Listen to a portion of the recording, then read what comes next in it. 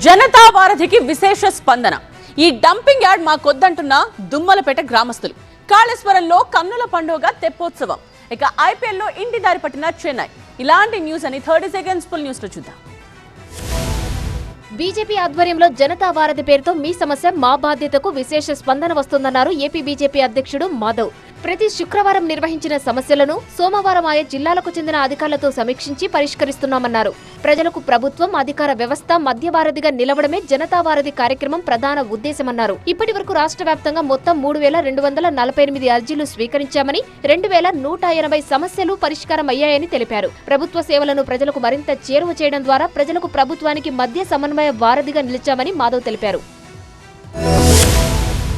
కాకినాడ జిల్లాలోని దుమ్మలపేట dumping yard దగ్గర స్థానికులు ఆందోళన చేపట్టారు. కార్పొరేషన్ లో ఉన్న మొత్తం చెత్తను తీసుకుని వచ్చి తమ ఏరియాలో డంపింగ్ చేయడం వల్ల ఇబ్బందులు పడుతున్నామని నిరసన తెలిపారు. 10 ఎకరాల స్థలంలో చెత్తను డంపింగ్ చేస్తుండగా వాహనాలను కాలనీ వాసులు అడ్డుకున్నారు. దీంతో చెత్త తరలించే వాహనాలు నిలిచిపోయాయి.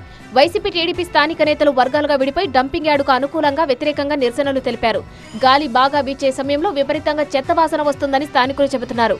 మా ప్రాంతంలో డంపింగ్ యార్డు వద్దని ఆందోళనకు దిగారు. దీంతో కొద్దిసేపు ఉద్రిక్త వాతావరణం ఏర్పడింది.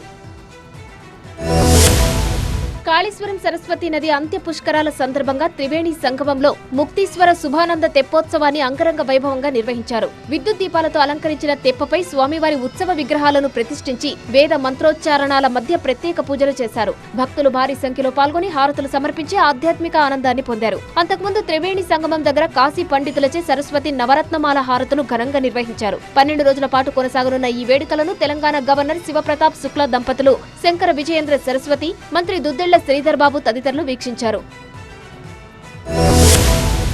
ఈ ఐపీఎల్ సీజన్ లో చెన్నై కథ ముగిసింది. రాత్రి జరిగిన మ్యాచ్ లో చెన్నైపై గుజరాత్ విజయం సాధించింది. దీంతో చెన్నై సూపర్ కింగ్స్ టీం ఇంటి దారి పట్టింది. ప్లే ఆఫ్ ఆశలు గల్లంతు కావడంతో ఈ సీజన్ లో తన పోరు ముగించింది. రాత్రి జరిగిన మ్యాచ్ లో మొదట బ్యాటింగ్ చేసిన గుజరాత్ టీం 20 ఓవర్లలో 4 వికెట్ల నష్టానికి 229 పరుగులు చేసింది. సాయి సుదర్శన్ 24 పరుగులు చేశాడు. శుభమన్ గిల్ 64 పరుగులు చేశాడు. బట్లర్ 57 పరుగులతో చెలరేగిపోయాడు.